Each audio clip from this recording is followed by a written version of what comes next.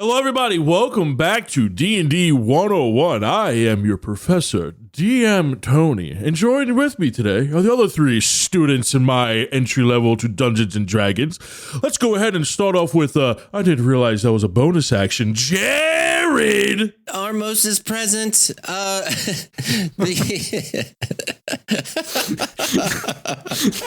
should not be laughing as hard as we are at that. Present. The thing that I've learned in the past 2 years, which is a big one, concentration. The saving throw is either 10 or half the damage taken, whatever is higher. It's a pretty big one. It's a pretty big one to figure out, and kind of a weird, can get weird in some situations. We learned a lot about concentration over the last few sessions. And what is concentration for those that don't know? When you're concentrating on a spell and you get hit, then you have to make a check. Or what? Or when you're holding a spell. Oh, yeah. Like you're holding an action is also concentration. Yep. What's that DC? 10 or higher, or half the damage. That's what I just said. Is that not what we're talking about? No. Wait, you're asking me questions that I already answered. I know, I'm giving you a hard time. Oh, Captain, my captain, I am Menace Pebblewalker, your tiny little swarm keeper ranger. And since Jared didn't say it, I thought I would say it if he didn't. The biggest lesson I learned after 2 years of playing D&D is don't go chasing waterfalls. You know, in video games, it might look great. You know, there's always something behind the waterfall, but in D&D, it's more likely a monster. So that's definitely the biggest lesson I learned. Dare you? Hey, you don't say it, I'm going to take it. Wow. He straight up snitched you, dude. Yeah, people don't forget, man. T-shirt dance being a bully. Popcorn Alec. My name is Alec, and I play D-Rel. And my lesson that I learned, I almost spit all over my computer. My lesson that I learned is, as a fighter, you need a tableside hobby when playing with spellcasters, because your turn takes about 10 seconds and their turn takes about 5 minutes. So whether it's crocheting, maybe you have like a little doodling notebook, you know, maybe you have some cool little mini games on your laptop. It's always good to have a hobby, a tableside hobby when you play a fighter, just because you're going to be waiting a little bit. What about you, Tony? DM Tony, Strixhaven University. There it is. One of my rulings I've recently learned about when rereading Player's Manual is proficiency bonuses. Did you know that there's an alternate official ruling that rather than just having a guaranteed +2 or +3, you can instead roll a die for potential gains. So instead of a +2, you can roll like a D6 at like level 2, and you can potentially get higher than a +2 bonus, but you could also potentially get lower than a +2 bonus whenever you're using something that requires a proficiency bonus. Something I might maybe include if something you guys want to do in the second campaign when we get to it. I don't like that rule, so I don't think we should. Wow. You didn't even give it a chance, Dan. You didn't even give it a chance. We'll try it in one shot. No. I'll let you know how it Yeah. It'll be okay. Maybe it's more about the experience of it, you know? Rolling for stats, though, that's something I'm interested in. Oh, yeah. We'll definitely roll for stats in campaign 2. Heck yes. We're definitely going to do that, and you guys are going to be broken. And it's going to be great. It's going to be a fun time, especially for me. Now you know the deal. Before we roll for the recap, we're going to go ahead and do the rundown. And today's rundown is brought to you by me. That's right. You know how it goes. What I'm going to run down today is our new merch line. That's right. If you are listening to episode 101, we have exclusive merch in the shop. We have released new merch with 2 limited run designs. Go check that out, because before you know it, they could be gone. And who knows when they could return. You can find that merch at DND404pod.com. Oh no, DND404.com, 44pod.com, or DND404.ca. Any one of those choices, you can find the links down below. Now you know then, we're going to go ahead and roll for the recap, where I roll a giant rubber foam D4, where I am number 1, 2 is Alex, 3 is Dan, and 4 is Jared. First time, how you doing? How would you guys like me to roll today's? Eyes closed over the head. I don't like this. Oh no. Oh no. Okay, but it can't hit the wall. That's going to require a certain amount of finesse. I don't know if I have. Eyes closed, over my head, behind me. Don't hit the wall. I don't know if that hit the wall. No, it didn't. And it landed in camera shot. That was somehow your best roll ever. Yeah. Okay, Honestly, I'm not touching it's it. the only one that's hit the actual ground and not off camera. Fuck, I knew it was me. Yeah. I knew it was me. But good thing I have my reroll. So I am going to cash in my reroll because I don't remember anything about last episode. So You don't remember your seafaring adventures? no. Yeah, I think we've officially all used our rerolls. I have not. Yes, you have. What? No. Yes, you have. When? Yes, you have. You were the first one to use it besides Tony. Tony used his on day one. He did. Thus the rule was born. You're welcome. I don't remember using mine. We're going to have to check the logs. Yeah, we need to check the logs. Dan, This get is on the one that. stat I have not taken, so This is the worst. Now with this, Tony, I need you to add spin to it this time. That's got a lot. Same Okay. thing. So you're asking a lot. All right. close your eyes. Close my throw the eyes. dice, no wall. Yep. Spin. Yep. Ow. For those of you who are listening in, he threw it Save it. just Save over it. his head and it landed in his chair behind him on his back. Wedged in between them. I don't think you could repeat that if you No ever tried. way. It like stuck amazing. there too. It didn't roll onto the ground. It was like, eh. All right, here we go. Oh my Oh god. my god. Okay. He did a good job. It's just not in camera view. As long as you can get it in view, I'm fine. You want me to re-roll it? No, as long as you can get it in view. I don't know. You sure you don't want me to re-roll it? Show us the camera, dude. Yeah, move the camera, and then we'll believe you. He's it's moving me. it with his feet. I bet I'm you not it's moving me. with my feet. It's over there. Yeah, right. Ready? Mm-hmm. It's a 1. It's a 1. Oh my god, it finally landed on Tony. Damn it, my streak. My reign is He over. tried to psych us out. Thinking it was one of us. That was like a 15 episode drought. Hey everybody, it's your bud, Cammy Joe, and Menace had requested that I do a recap for y'all. Now, in my opinion, I feel like these recaps go on forever, yada yada yada, so I'm gonna show them how it's done.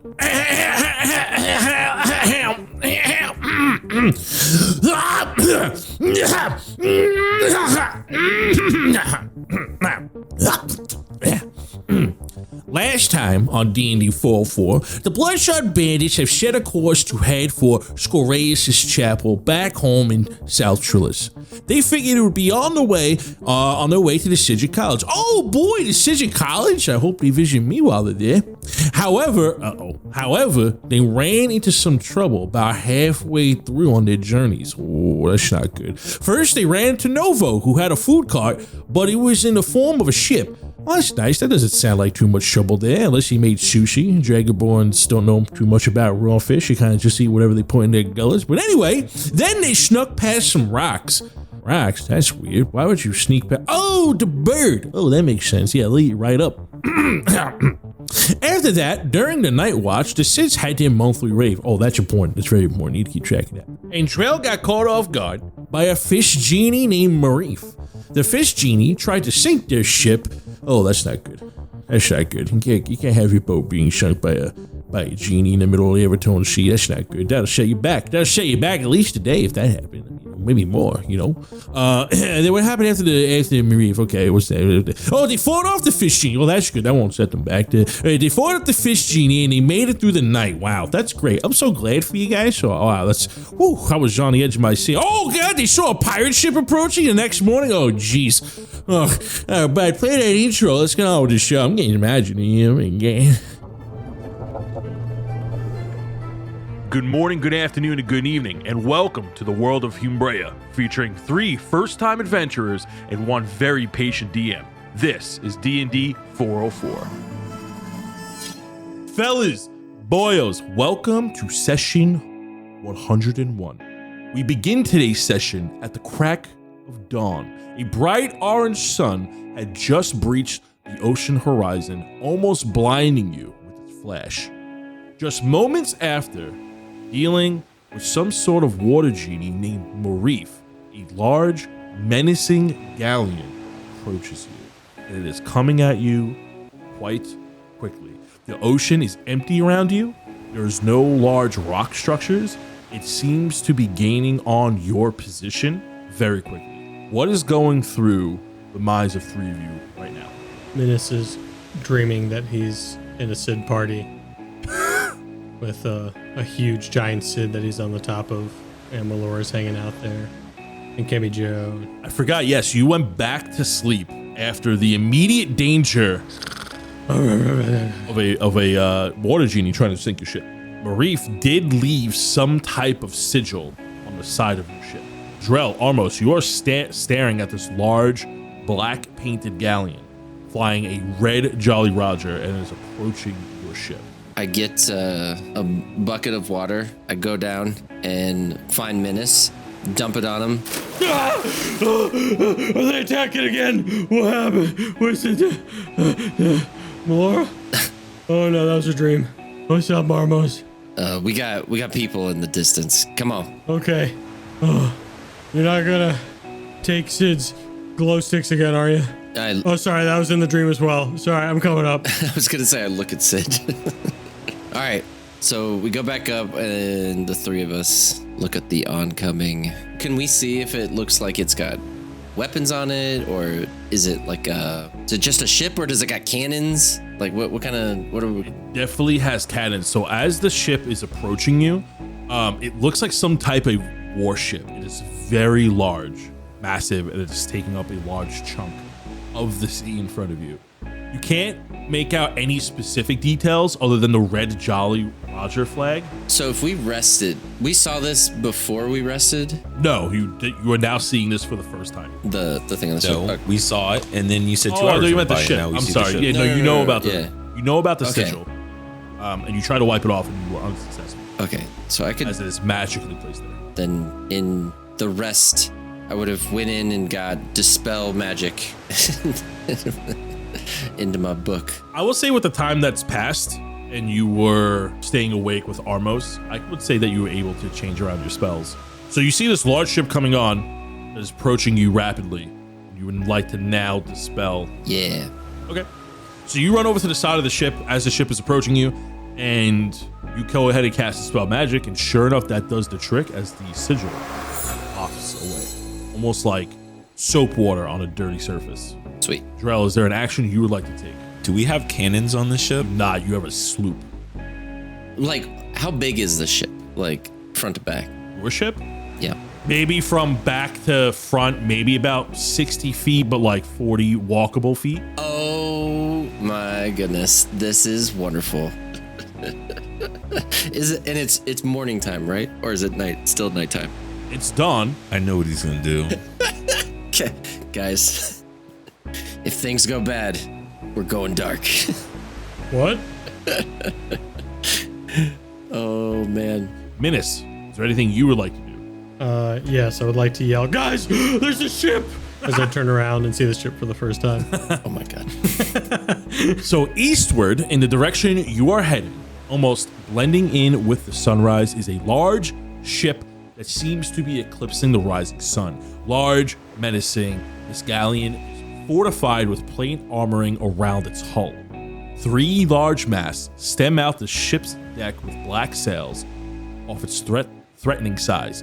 At the top of the mainmast is a red-colored Jolly Roger, and you hear a tune as it gets closer, a lute playing a pirate shanty. The melody is slow and haunting, and you see some of the sails raised to match your speed. It quickly maneuvers.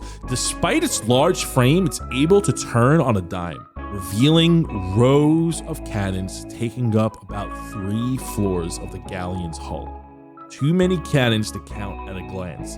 Then, without warning, as it wades, a large harpoon is shot from the side of the ship with a large hook and then crashes into the side of your sloop. And then you hear a large chunk as the harpoon hook locks in. Bound by a metal hook and large chains, the 2 ships are now connected with about 100 feet apart from each other. This harpoon looks like a large grappling hook. looks like it's meant to pull in smaller ships. Well, first, can I see anybody on board the other ship across the way? Give me a perception check. Nat 20. You see up top that there are crewmates yelling, cheering. Looks like they're celebrating an early victory as you see blades being waved around in the air and cannons beginning to point. You notice that the lower level of the cannons with a nat 20 at the bottom of the ship are shaped just a little bit differently, as if each of the rows of cannons are built for different type of targets. And the cannons on the bottom row look to be much wider and more of a and more spread out. Like there's more space in between the cannons' window hatches, as those are the ones that are moving and focusing on you. As the two ships are now side to side, and because now you are hooked in, you are now like kind of circling the large galleon. Even with a nat 20, you're still kind of far away, and the ship is still much taller than you, that you can't see any descriptive faces like who's in charge. But you can tell that they're all humanoids, but they're all in varying races. Yeah. Can I see what the ship is like? The ship is wood? Yes, it is wood, but it's fortified with a plate armoring hull. We're under attack! Yeah, we're about to get boarded by pirates. Fuck. Menace jumps onto the harpoon and is trying to like pull it out of the ship. Yeah, Ormos. Yeah. We're gonna need you to do something, and not the thing, because we're still attached to them, so the thing's not gonna help. They're gonna know where we are. We gotta get rid of this first. Don't worry, guys, I got the harpoon! You just see Menace flexing. Yeah, distract. Menace, make me a perception check. This is a huge hook. It's like the size of an anchor. Yeah, there's no way it's coming out, but he's just like, ugh. That is a 19. 19.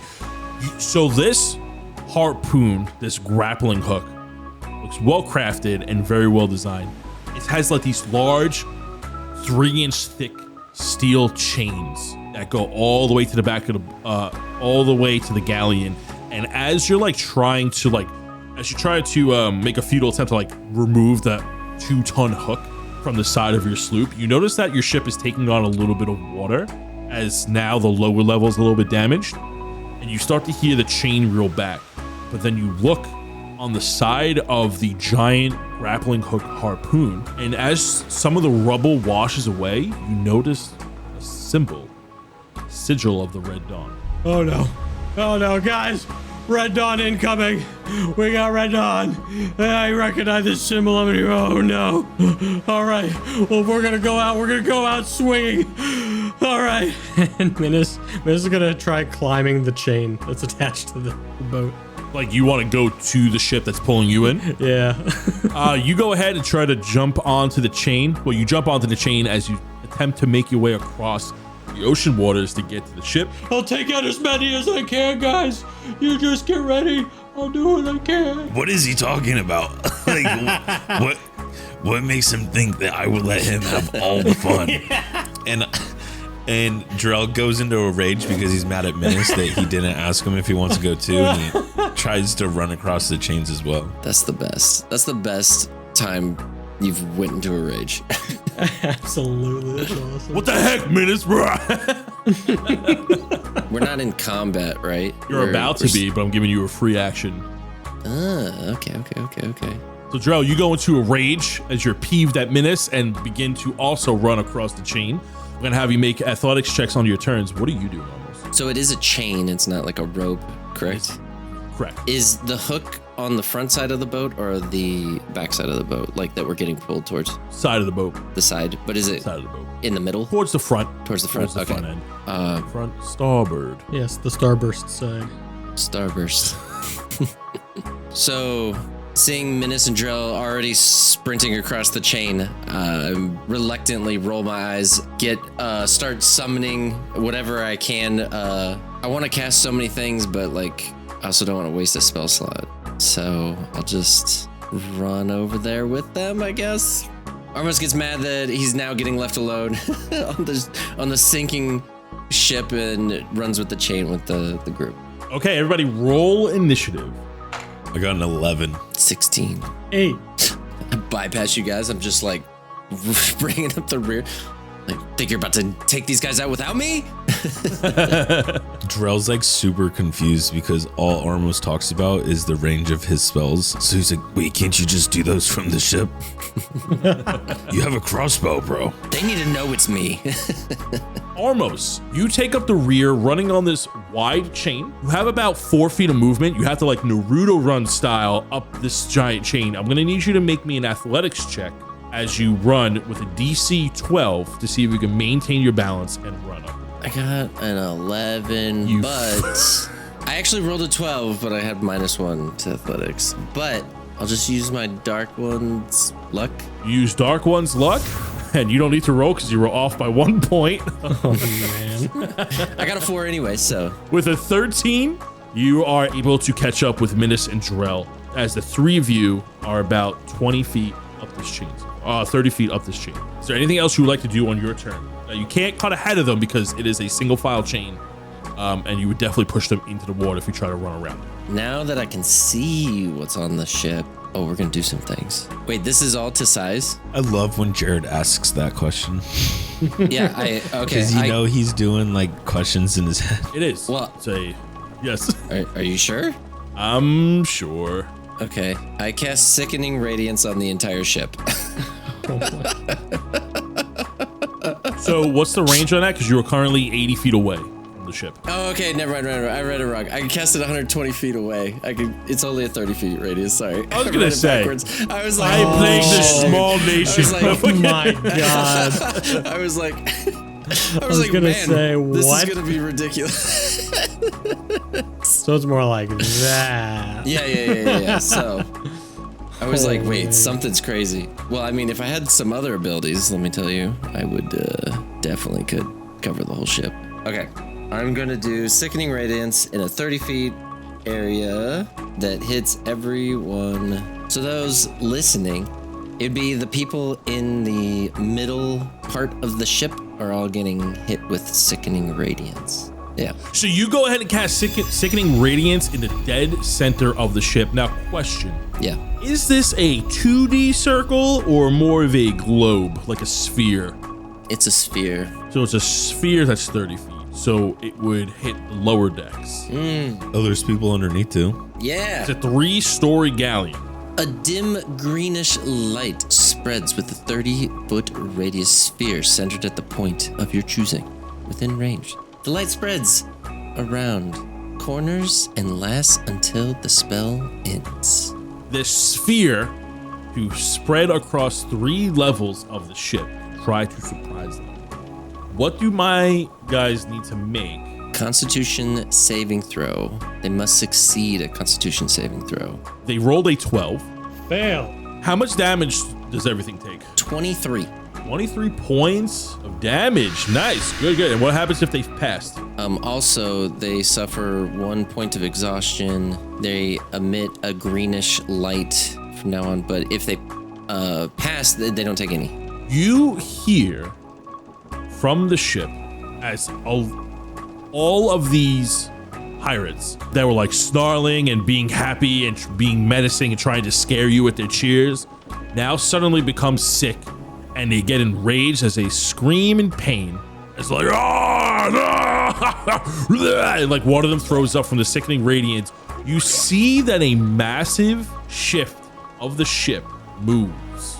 Something within it jostles, and you hear other cries, other non-humanly cries. At the end of your turn, you see that one of these cannons from the lower deck aim at you. Go ahead and roll me a dexterity saving throw of a DC 14. Easy. I rolled a 7, but I got inspiration. Okay. 12? DC was 14. You're gonna take. Wait. I actually got a 14 because I get +2 to saves. Wait, it didn't add it. Yeah, I get +2 on saving throws because of that staff that I have. Oh, you see that as this cannon points at you with a 14, you see like this cannonball shoots out at you, but it doesn't look like a normal size cannonball meant for ships. It looks a lot smaller, compact, and it has like the surface is very bumpy, almost like it's meant to break apart as it whiffs past your head, nearly almost hitting you. And we're going to go ahead and move to initiative 11, Drell. So what I would like to do, how far ahead of me is Menace? The three of you are 20 feet up the chain, and you're like back, and you're like right next to each other. Okay. You can go over me because I'm small. Well, I was going to grab him and throw him onto the ship.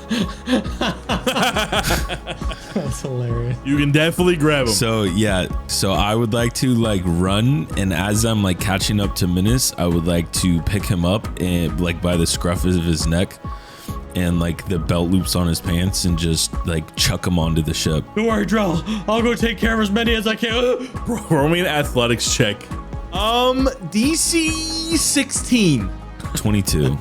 You pick up Menace by the scruff of his neck and his belt line, or you do like a quick little spin, kind of like Mario throwing Bowser into the bombs in Super Mario 64. And you spin, throw him. And he lands on the deck. I'm here to fight. You instantly see some of these pirates that are agonizing in pain, and they have like this greenish blood, and they're starting to glow like they're emanating this radiation. And then you look over to your west side of the ship, the bow of the ship, and you see these healthy pirates starting to make their way towards you as they instantly notice you getting fumbled onto the ship. Drell, what else are you doing on your turn? And then moving 30 feet, how much more do I have to go? You're about Like up 40 to feet away. Then as a bonus action, I would like to drink one of my brews, the Quick Thistle, which will increase my movement feet by 15 feet. Absolutely. For next turn. Absolutely. Yeah. And then as you end your turn, go ahead and make me a dexterity saving throw of a DC 14 as one of these cannons go to shoot at you. Okay, nice. I get to roll these with advantage. 18. You pass as another one of these scatter shots shoot at you and miss, and it goes right past you. We're going to move to initiative 10, which are the pirates. Menace, you are currently surrounded by all these pirates. The two sick ones are going to run up as they wipe their mouth, and you look at them and you notice they are indeed pirates, and they look as cliche as they come. White shirts, blue and red pants with large sashes, equipped with swashbuckling swords and various other tools strapped to their sides. And some of them are laughing at you, some of them are wiping up their bloodied vomit.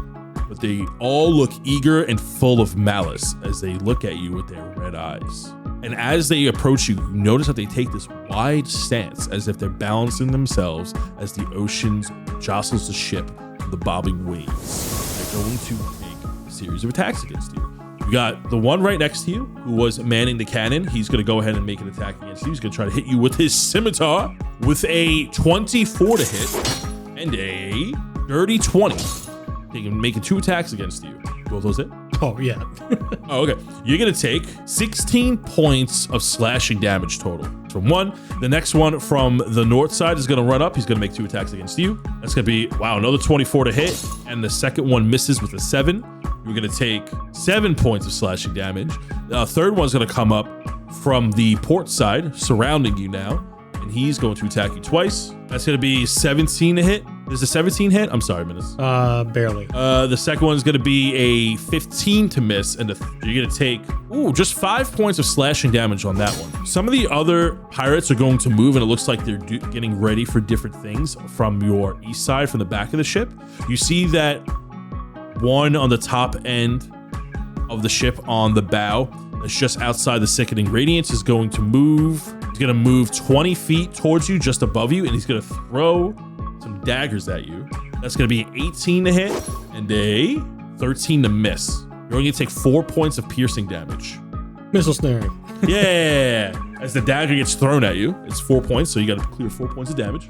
Easy. You also take half piercing, right, Menace? Yeah, but might as well just get rid of it anyways. Yep, there's a 10. Nice. You catch the dagger between your 2 fingers promptly after receiving this pummel of 3 other pirates beating you. I just flick it away and it flies past Drell's head as it comes down from over the bow. Okay, maybe it was a bad choice to throw you up there alone. My bad. Jeez.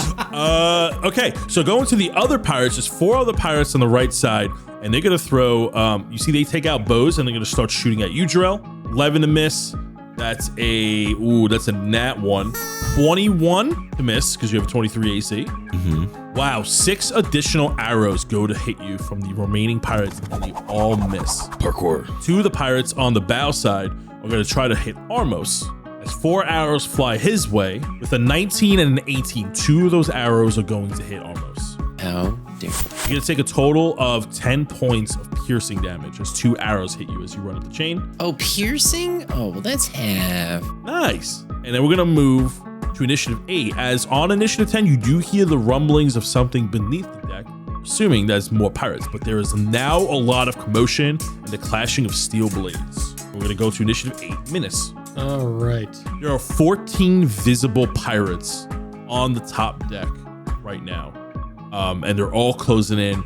So moving forward, when they're doing their group attacks, I'm just going to roll like all of them at once and then let you guys know what happens from there. And those wondering, I am still concentrating on my spell after those 2 attacks. Amazing. Minas, what would you like to do on initiative 8? I think I'm just going to have to go through Armos's spell here. Good luck. Does it hurt allies? When a creature moves into the spell area for the first time on a turn or starts their turn there, the creature must do a Constitution saving throw. So, yes. That's a lot of stuff I don't want to deal with. You will get a point of exhaustion if it does hit you. I'm going to take the scenic route just to be safe.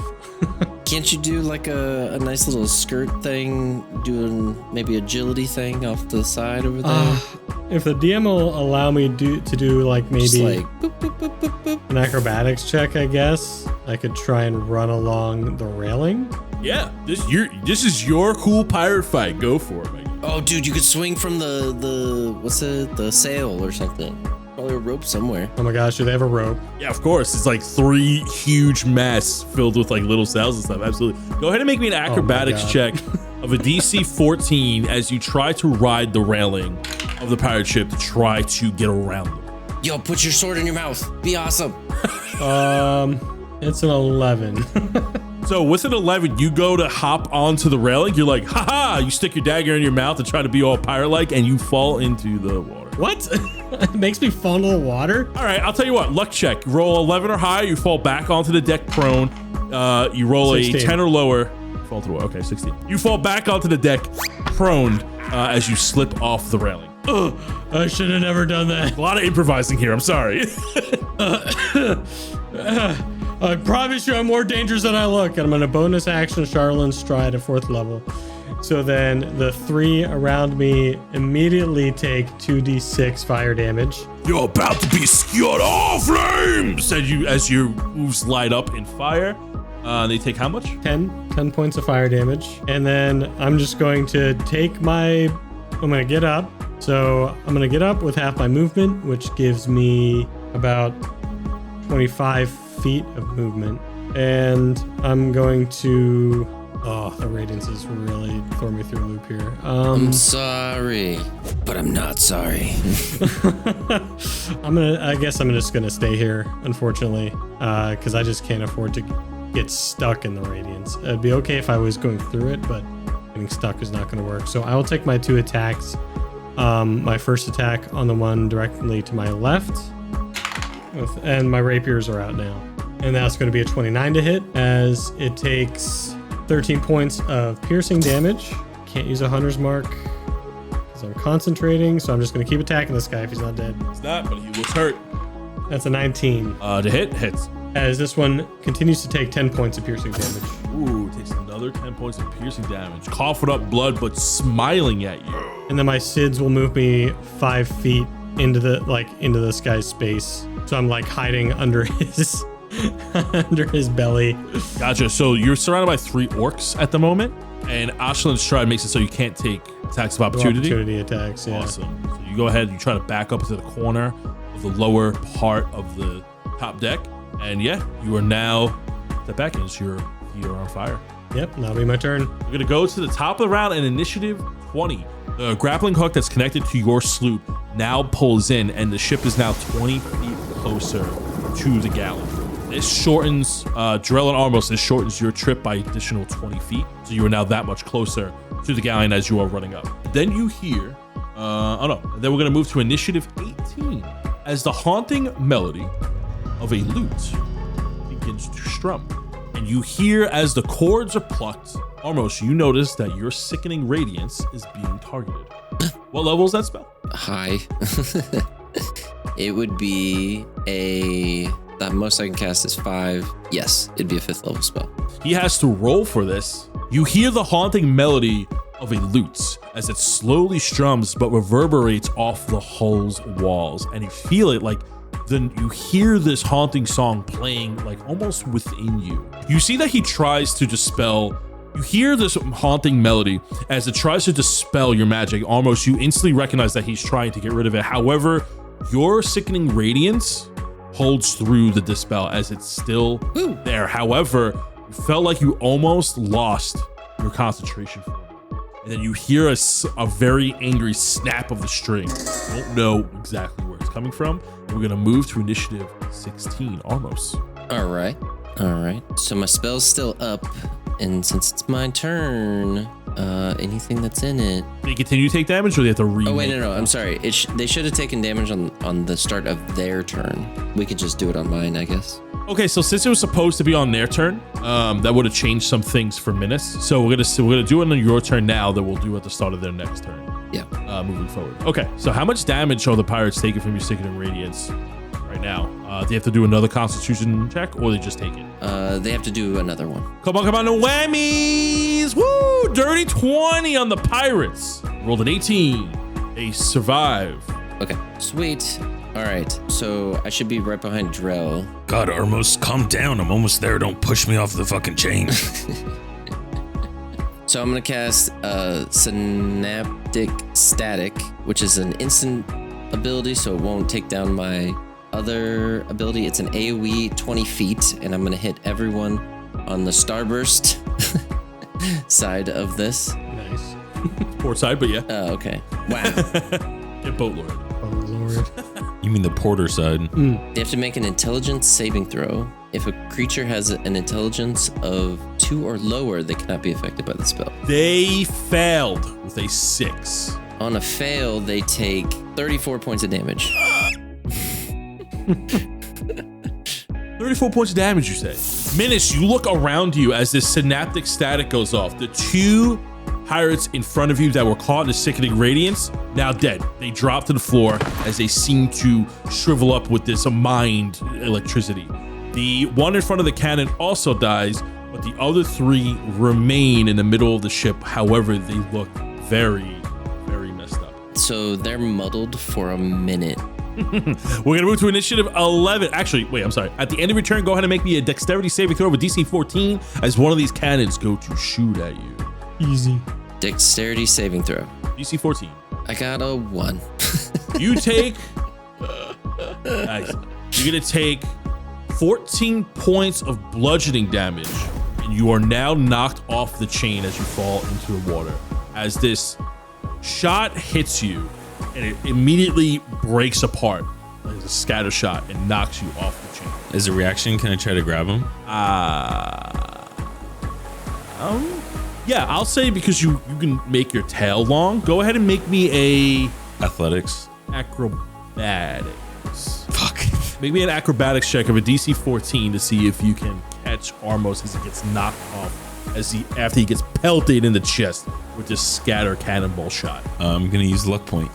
That's only a 12. There we go. That's better. 17. Hey. The reason why I'm allowing this to happen is because you can grow a dragon tail. Yeah. So I imagine that you grow a dragon tail and you latch onto him like as a rope, as an extension of your body, and he grabs onto your tail and you pull him back on. How much damage was that again? 14 points of bludgeoning damage. Then I'm still concentrating.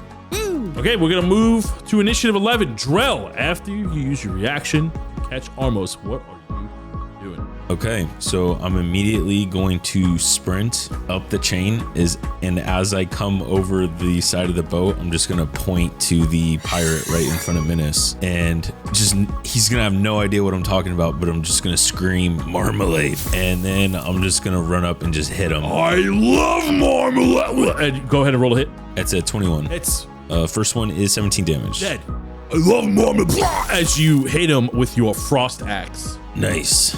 And then I would like to get, with the rest of my movement, up this wall. Oh, I don't want to move this. So like I would just run up the wall that Menace didn't want to go to in the beginning, and I want to attack the pirate right in front of me. So you ran up how many feet? So I only ran up 20 feet. Okay. So then I still have 25 feet because I drank that potion. So 25 feet. So you'll have to make a standing jump. Yeah, you have enough feet to do that. You have to jump. I also have the ring of jumping, so True. Okay, so you jump up the wall. Really have to go Absolutely. that Right. yeah. And I just take 2 attacks on this guy. Sure. That is an 18 to hit. Hits. The other one is a 18 to hit. Hits. Nice. First one is 19 damage. Ouch. And the second one is 9 damage. And then I forgot the frost damage. So let me roll 2d6s. That's another 6 damage. So that's a total of 32 damage. He's looking hurt, but he's still somewhat healthy and staring at you. All right. Then I will bonus action or action surge and take 3 more attacks on him. Yo, okay. It's going to be a 17 to hit.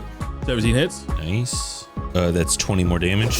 Look real hurt. Well, good thing I have 2 more attacks. 22 to hit. 21 more damage. Yeah. Nice. And then for my final attack, I will throw a hand axe at the pirate right behind him. Can I do that or no? Yeah, roll a hit. Rad. Throw an axe. Jeez, I haven't used one of these in a really long time. You know what? I don't even have one on my action bar, so I'm gonna go with I don't have one equipped. So I'll play fair. Yeah, because I don't have one. So I'll just waste that last turn. We're going to go ahead and move to initiative 10, which are the pirates and the sick pirates and the pirates you can't see. As you hear the sound of rushing footsteps coming from below deck, you see from the bow of the ship, 3 more pirates climb up the latch in the front of the ship to join battle, and they're going to make their way onto the ship. They're about here as they use the rest of their movement to move 15 feet. You use the dash action. The one that's by the cannon, the one that you try to attack towards the bow, is going to throw 2 daggers at you. That's a dirty 20 that's going to miss, and a 15 to miss. You see the one from the back is going to run up 30 feet, and you see he's carrying something. He's going to throw a net at you. Oh, oh my God, he really got an 8. You see this weighted net goes right past you. Midas, it lands by your feet as a weighted net goes to launch at Drell. Drell easily dodged it out of the way. Replacement net, yes. God damn it. The 4 pirates that are caught in the sickening radiance are going to make a constitution check with an 18 to pass. They are not going to take any damage. There is 1 pirate on the ship that is 1 pirate at the wheel of the ship who is controlling the ship as he's trying to slow it down, and another pirate is going to from the wheel side try to throw another dagger at Menace. It's going to miss with a 13. Oh, what's that? 20? And that's gonna hit with a 19. Misses. Oh, because you're partial cover, right? Yeah. All right, I that's got going to my miss. Rapiers out. Wow. So those attacks miss. We're gonna move to initiative 8. All right. Well, I'm gonna use some of my movement to pick up that net and store it. Oh, Sid, this is perfect. Grab it. I put that net away. I'm going to I'm gonna get risky with it. Yeah, I can get up the stairs at the very least, doing a zigzag. And with my fiery blaze, I get all the way up next to this one that hasn't been hit yet on the back side of the port. And 3 of them will take 2d6 of fire damage, as well as this guy, and they will all take 11 points of fire damage as I'm running past each of these 3 on the way to this one near the cannon. The 2 that you ran past through the sickening radiance die from the fire damage. That's how weakened they were. From the synaptic static and the sickening radiance. And then I will. What do I have to make? Or was a Constitution saving throw? Yeah. DC 17. 18. Oh, nice. That's going to fail. No. Oh no. So I'm exhausted by 1, and I take how much damage? 12.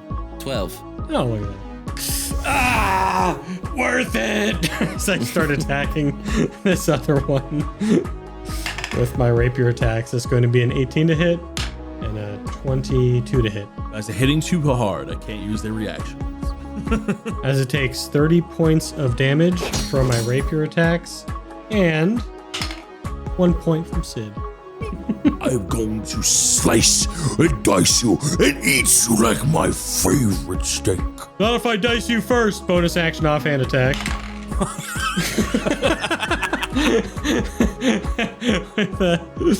with 16 to hit. 16. Oh, he's going to parry. Yes. He adds +2 to his AC. Ching, as he blocks with a dagger. Gotcha. Okay. And now I'm locked into battle with this guy. We're going to go ahead and move to initiative 20 as you see a figure step out to the deck. And as he walks forward, you see the captain's door open. And as he walks forward, you see that he sees the sickening radiance as the sphere is plaguing the ground green as his boot stops. And he gives a sarcastic, bothering sigh. Too strong, the old loot. And you see that he looks up and he climbs up above as he uses his halfling nimbleness to jump on to the top of the ship behind him. He is now on the same level as you, Menace. With your back facing him, he pulls out his loot. And Drell and Armos, you see this halfling wearing a black and red leather captain's jacket take out his loot and crack his fingers. Begins to cast a spell. Menace, go ahead and make me a wisdom saving throw. Odds are not in my favor. 16. You are now affected by hold person. He cast. Oh my god. Oh, no, I'm sorry. Not hold person. Charm person. Charm person. You attempt to charm a humanoid you see in range. They must make a wisdom saving throw. And if they do, until the spell ends or until one of your companions do anything harmful to it, the charmed creature regards you as a friendly acquaintance. When the spell ends, the creature knows it was charmed by you. So what's going to happen here is that you are now not attacking the pirates anymore. As you look over at this halfling, and he has bright red eyes. He's holding this skeletal type loot. Like it's a normal loot, but it has a skeletal pattern painted across it. And he has this black tattoo around his red eyes. Very menacing style halfling with long black hair. He gives you a sinister yet seducing type smile. And you are just overwhelmed by his melody. And you are now charmed by him. So you stop attacking the pirate. The pirate that you were fighting laughs, and it laughs at you. And you laugh along with him, thinking he's laughing with you when he's laughing at you. And he goes... And then the halfling looks over at Drell, and as a bonus action, he goes, "Aren't you a little too big to be hanging off the side of a ship? Don't you think you're going to slip and fall? This is mine. A little bit of aloof. You look like one who gets seasick very easily. Is that a little bit of vomit at the corner of your mouth? Go ahead and make me a charisma saving throw, Drell, as you are being taunted by this pirate of a DC 18. 18? Fuck. I had nothing to charisma, so this has to be a flat roll. Give me both. I'm gonna use my inspiration dice. What'd you roll? I got a 7. All right, let me try this again. Nat 20. Let's Wow. go. Let's go. Nat 20. Woo. Goodness. What do you say back? I say, it's not vomit, it's lunch I was saving for later. A resilient bunch. Nothing we can't handle. And he gives you a sinister, confident smile. Guys, he's hilarious. Maybe we're wrong about the pirates. These guys are great. Menace, snap out of it. As we move to initiative 16, Armos. I'm officially on the boat now, correct? Correct. Oh, thank God. Okay. Congratulations, you made it. Woo! And this little pirate guy is now 60 feet within me. Awesome. Oh my gosh, hey Armos, come look at my new friend. You know what? You're right. I'm gonna have a word with him real quick. And I use mental prism. He has to make an intelligence saving throw of an 18. Oh, he's going to counterspell. I'm gonna counterspell his counterspell. It's a DC 17, so go for it. You have to try to beat a DC 17 as you try to counterspell his counterspell. Well, that's not gonna do it. Oh, What'd you roll? An 8. 8 fails as you try to counterspell his counterspell, but his counterspell counters your counterspell and your Mind Prism. As a beautiful, haunting, yet somewhat sour note reverberates within your mind. Moved onto the boat. I casted my spells. I got counterspelled, and I am steaming from my ears. Awesome. We're going to move to initiative 11. Drell. So up on the bow of the boat, how many people are up here with me? Like pirate-wise? You can see 5. Okay.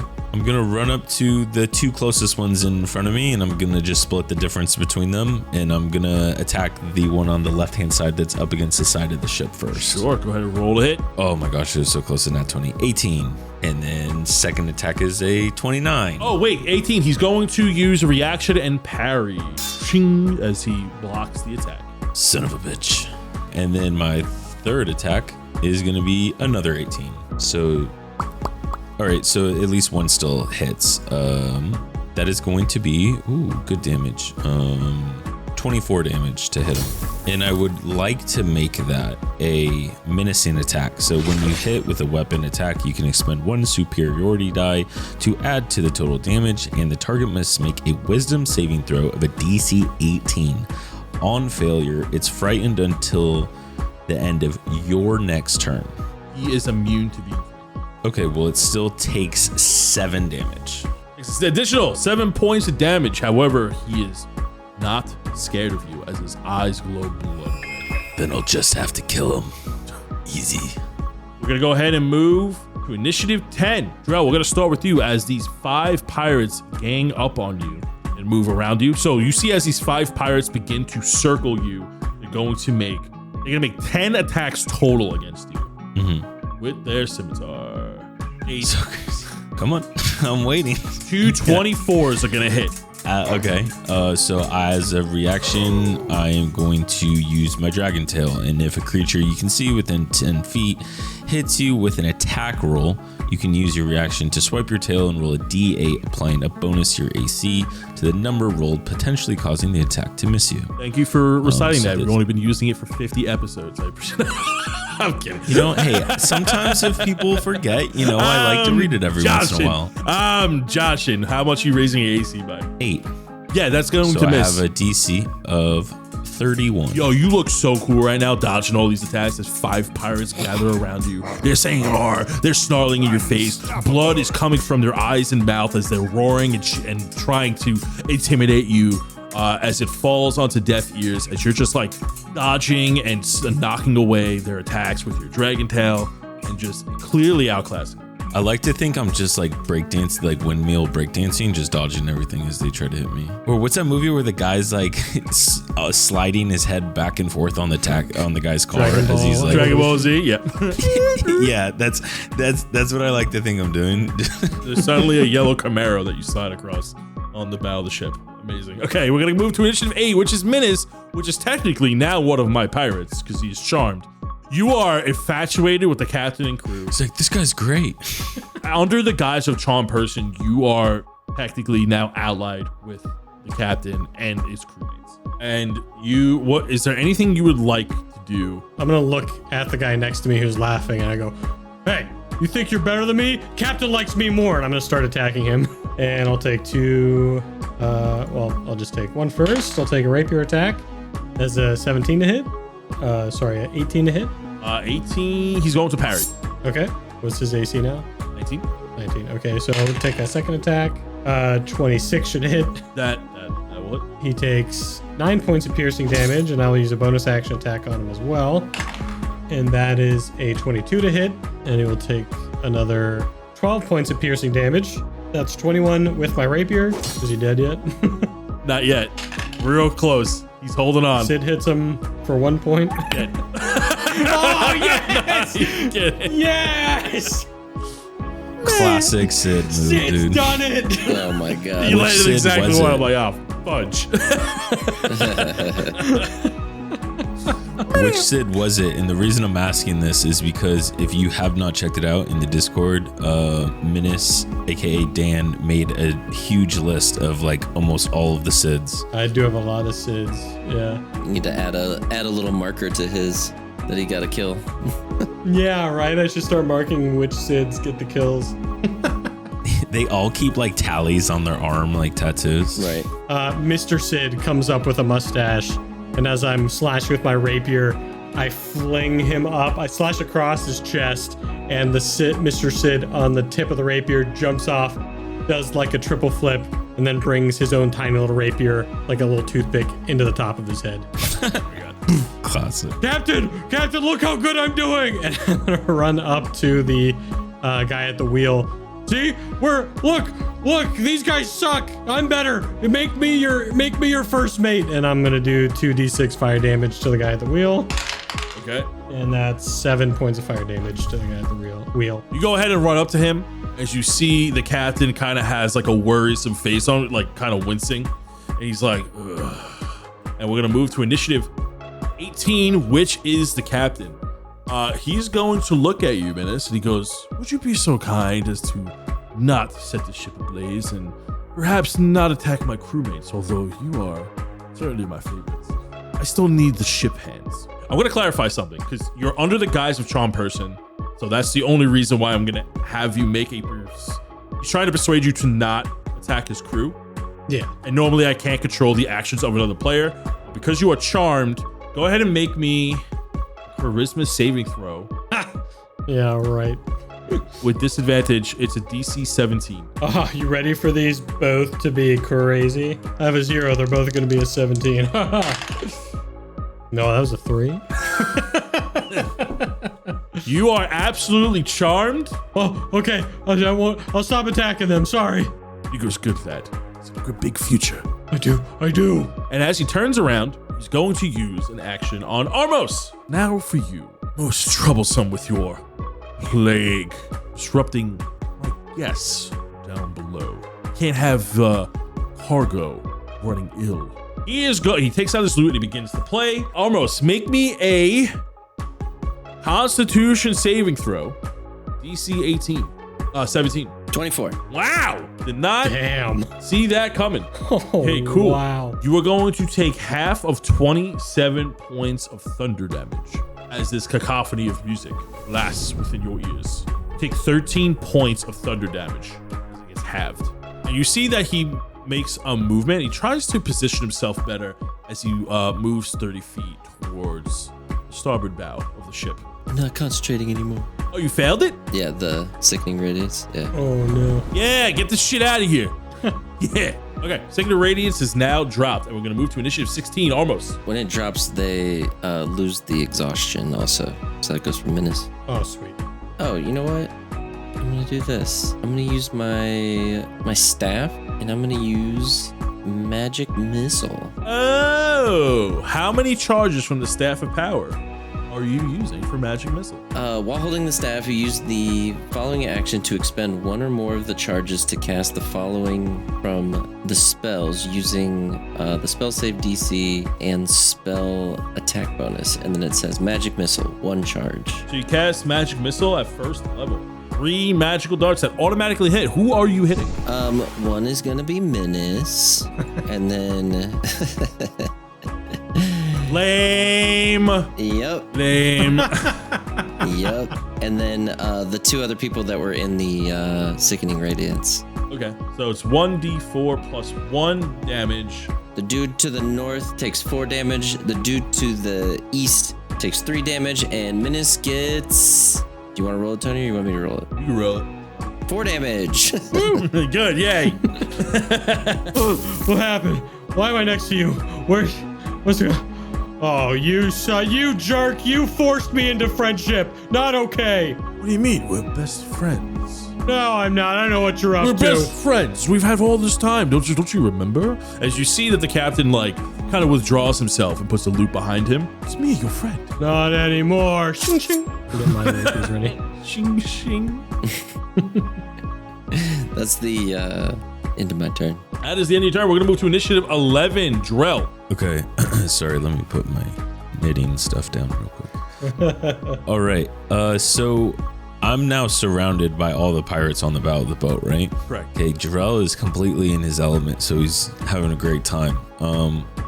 So he is going to go ahead and just start attacking. I want to continue the attacking on the one I attacked last turn, the one that was like up against the side of the boat. That's going to be a 16 to hit. He's going to parry and increase it by his AC. Is that 19? I will turn to someone else and attack someone else. So I'm going to turn all the way to the right and attack the one across from him. And that, my friend, is a nat 20. Oh my gosh, I roll terrible on it though. Yeah, 26 damage. And then my third attack, I am going to continue to attack that one, and that is going to be a 26 to hit. And that is going to be an additional 18 damage, which then I will also make a tripping attack. So this one, and again, I'm going to read it. So when you hit with a weapon attack, you can spend 1 superiority die and to add to the damage total damage roll. And if the target is large or smaller, it must make a strength saving throw of a DC 18. On failure, you knock the target prone. And I also forgot, I am now rolling D10s for my superiority dice, not D8s. That doesn't matter. It's only additional 4 damage. Yeah, so now they have to make a DC saving throw, strength saving throw of an 18 or be knocked prone. They are knocked prone. They got a 17. Nice. Knocked prone. And that is going to be my turn. Okay, we're going to move to initiative 10, which are the pirates. And they're just going to attack. One of them is not prone, so he's just going to go to get up. He's going to roll all the attacks at once here. 2 23s, a 24, and a 25. So I'm going to use my reaction to create my tail and increase my AC to 29. Ooh, they all miss as you do a cool spin move and knock all those attacks out of the way. Wow, this is totally fair. I love this. It's only 5. The Camaro drives back up and goes. Oh, wow. We're going to go ahead. I really hope people listening get the reference because it's pretty funny, but if you don't, I apologize. We're going to move to initiative 8. Menace, as you stare down, one of the pirates holding the wheel, now drawn his blade against you. You see the mysterious captain at the bottom of the steps leering at you, and he seems to smile as you notice something within his hands. Something that looks like he's going to use on his next turn. It looks very similar to some type of bloodshard. It looks bulky. It looks like it's molded into something else. Almost like it's attached to some type of metal sheath of some kind. You hear words within your mind, and you don't understand, you don't know what language it is. It kind of sounds as if a tree could talk to you, and you hear the creaking of wood and the sounds, subtle sounds of a forest whisper within your mind. You hear the word hope. Help. I need somebody help. Just anybody. Oh, wow. You hear these twisting and creaking words within your mind as if somebody is speaking to you telepathically. And the words, it comes to you in a language that you can't quite understand, but it resembles the sounds of like twisting and creaking branches of trees. And that's where we're going to end this week's session. Yeah, it's not good. That is the end of session 101. Boys, I'm going to be honest. Everyone's going to get this for free. Not how I imagined it was going to go at all. I thought I was going to have the upper hand here. Here I am. Here I am. Egg on my face. Well, I think it's so as soon as you were like, yeah, you just can't get the hook out, then we're like, okay, well, then we don't have any other choice but to go to the ship. So I guess we're just gonna. Yeah, I didn't think you were gonna run across and do stuff. I just thought it'd be funny if Menace ran ahead. Yeah, no, it was great. It's just I didn't think you would make as easy work of the pirates as you did, and then almost, and we'll go into the after show. Almost with the sickening radiance, definitely set some events off that I can't quite get into just yet. Mm-hmm. So, well, as soon as you asked if it was a sphere, I was like, oh, there's something like under. Because I don't see anything above, so it's got to be under the boat. It's in the computer. No? It's in. I was going to say that earlier, but I've already quoted that way too many times on this podcast. One of the best movie scenes of all time. Zoolander, if anyone's wondering. Was this a boat for ants? Yeah, and someone in the Discord was also like, "Oh, like how come Drell doesn't throw menace anymore?" And it's really just because it hasn't had to happen recently. But here we are, perfect example of when we use it.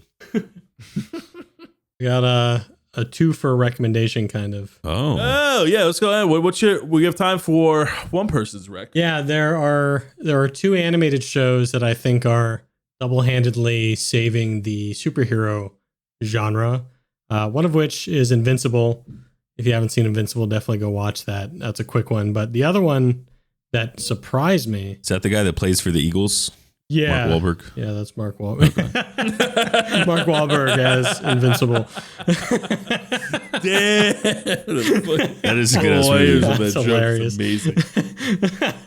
And the other one surprised me how good it was. X-Men 97. I just didn't have high hopes for it, but they did some really creative stuff with it.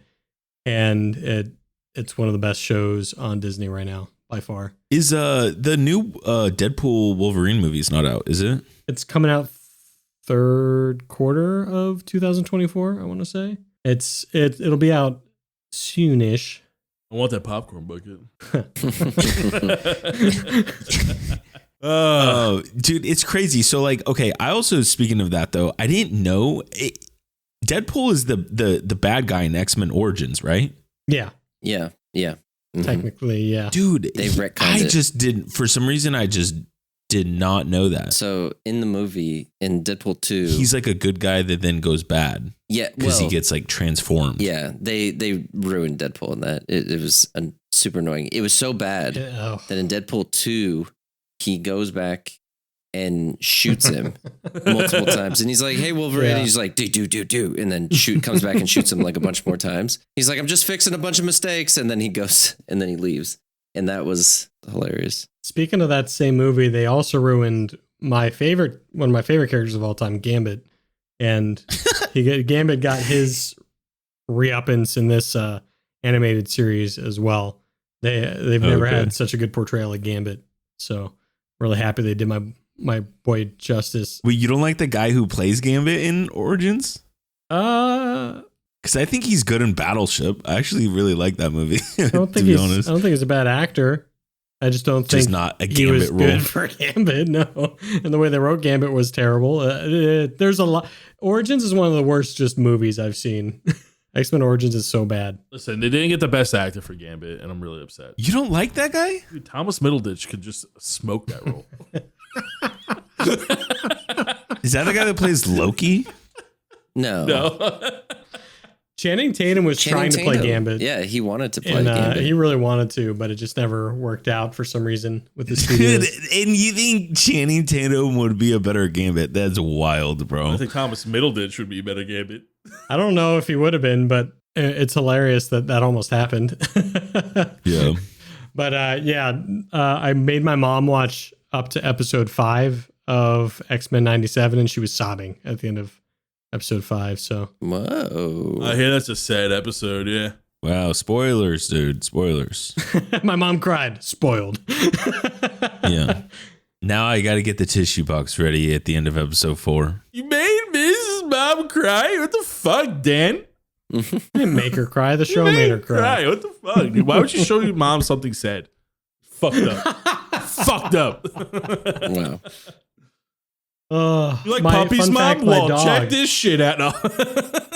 Fun fact, my dog, you get this for free. My dog is named Gambit after the X-Man. Yeah. Oh, there you go. So did we all name like our pets after like either shows or video games we like? Because my dog's name is Mira from Rainbow Six. And then Tony stole my dog's name to then make that a character's name in the podcast. Yeah, which video game character is Ketchup named after? Yeah. My first dog was named after Killer Instinct. Nice. Oh, really? Mm-hmm. And then Jared's like, the only condiment I like in the universe is ketchup. So I'm just going to name my dog Ketchup. She is the most ketchup. I think I have the most normal names for pets out of the whole group. Like I had a guinea pig growing up, named it Stan. Standing guinea pig. She was great. She had great kids. I love that. It was a girl guinea pig. And we'll share all the names in the after show. Yeah. Just get a little off the tracks. All right, we get off track. All right. Thank you for the love and support. Yeah, if you want to learn between. about more pets' names, turn into the after show because we won't even talk about the episode, just food and pet names. Exactly. Thanks for tuning in, everybody. I'll tell you my favorite beef jerky type in the after show. I'll tell you mine as well. I got one unlocked. There's only one right answer, so. Wait, it's beef jerky. Every beef jerky is amazing. No, that's false. Oof, That's the worst take I've heard you ever Okay, we're say. definitely starting the after show with this then. There are This is bad fading beef out. This is jerky fading, takes. fading. We're not fading. Bye. See ya. Beef jerky is the most amazing thing. Welcome to Novo's fantastical all-you-can-eat buffet, where meals and magic live harmoniously as one. One bite of my food, and you'll be screaming, "Whoa! I can't believe it's not conjured." Let's seat our first guest, the Shadow Smugglers. Table for Dread, table for D-Dread. We have your iron reinforced table with hard pot extension ready for you. We understand at Novos that shadow elementals get hungry too, and we shall accommodate with a hot pot fire soup with a nice creamy and spicy Pavono milk base with a shadow cooked ramen al dragon dente. Mwah. Perfection. Our next boot is for Alara Dawnstar. Alara, please come see the server when you are ready. Also, this meal is covered. We understand that your last dining experience had a bit of a snafu, so to say, when your last table was suddenly kicked in half while eating your snapping turtle escargot. A strange occurrence, if I say so myself, but nonetheless, your meal is on Novo. Enjoy! Next, we have Reese. Table for Reese. We have a table for Reese. Please come see your server. Also, you have been warned last time to not skip the line when filling up your plate. I've seen you teleporting around and jumping ahead. Please be mindful of our other guests. I understand you have a giant to feed, but others have giant appetites as well. Consider this your final warning. Our last VIP booth is ready. Julius Kendrick, please see your hostess when you are ready. Also, please keep in mind that you are thin ice as well, Mr. Kendrick. Please do not grab the entire tray of King Dragon crab legs and trying to reanimate them into your undead army. I told you last time that once something is cooked, its soul becomes a part of its flavor. Stop trying to bring my food back to life. Let's go ahead and seat our next party, the Bloodshard Bandits. Mugen Unthil, your table is ready. We have also brought over a booster seat for your pet fox as well. Please keep an eye on them, as some of our other guests would like to not have animal hair in their food. Not me, though. I consider it a seasoning. Next, we have... security! Security! Artemis! Artemis! Those jazz bandits are at it again. Get rid of them. Oh, thank you, Artemis. Those pesky jazz thieves keep trying to sneak out all of our Butter Bay Bluefish biscuits in their brass instruments. How annoying. As I was saying, our next guest is Rambo. Your table is ready. And so you know, our salad bar is open as well. We appreciate your suggestion during your last visit, and we are here to accommodate. Please enjoy a good burial on Novo. Sly, calling for Sly, your table is ready. And just so you know, I know you're using your changeling appearance to appear younger to get those kid prices. And that is strictly prohibited. I will not be caught off guard again. And please, please, for the love of Bahamut, do not drink straight from the ice cream fountain. Use a bowl. Tana Smith. Next, we have a table for Tana Smith. And yes, to answer your question, we do have all-you-can-eat Dwarven Dwagar barbecue. Please enjoy our exclusive isopod menu with variety of stone sauces to cook your food with. We have also added our new array of deep dragon steaks to the menu as well. Enjoy! Our last Bloodshard Bandit is Warden with a mighty appetite to boot. Your table is ready as well. Please enjoy a new expansive dessert bar with new sweet treat items to try. varying from our decadent chocolate minotaur milk cakes to our wonderful moist tiramisu. An endless ice cream bar imported from North Chilis as well. Now let's go ahead and get our Cincinnati College alumni situated in the party room. Calling Andrew Hall, Patrick Wennerstrom, Robert Crisp, Saint Chaos, and Sergio Rodriguez. The party room is ready. In addition to a private buffet, we also have blown up the bounce house at your request. Fear not, we have placed an anti-magic barrier within the bounce house to stop the pesky pranks of Saint Chaos. Robert Crisp, there is extra bread at your request when you made your reservation. Patrick, Andrew, and Sergio, we have left you with some extra napkins along with our custom Novo bibs for your lobster devouring pleasure. I hope the 5 of you enjoy! And last but not least, Humbraya's Heroes. Table for 7 is ready, calling Man with Glass, Gluttony, John Corral, Johnny Tar, Odie Mel, Tom Tully, and Will Miller. Please join us in the Aramore Castle Dining Hall to enjoy your meal alongside with some entertainment. A man juggling stones. How exciting! That's it for this week's Patreon supporters. If you would like to be added to the list of faithful supporters and heroes of Humbraya, please go ahead and check out our Patreon. Our link is down below. Have a great one, and we'll catch you next time. Ha ha ha ha ha!